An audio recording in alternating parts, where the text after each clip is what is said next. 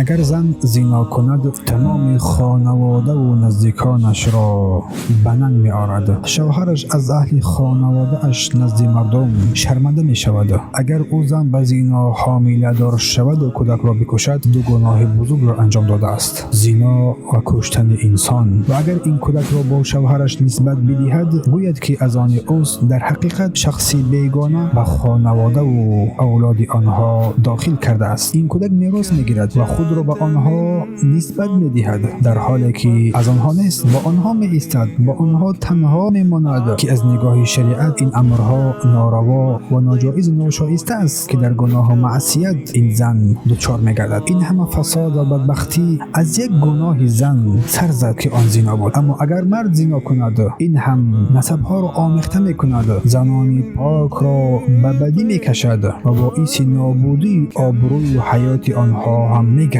خلاصه زنا یک گناه بزرگ است که دنیا و آخرت انسان را تباه میکند و به ویرانی هم میکشد.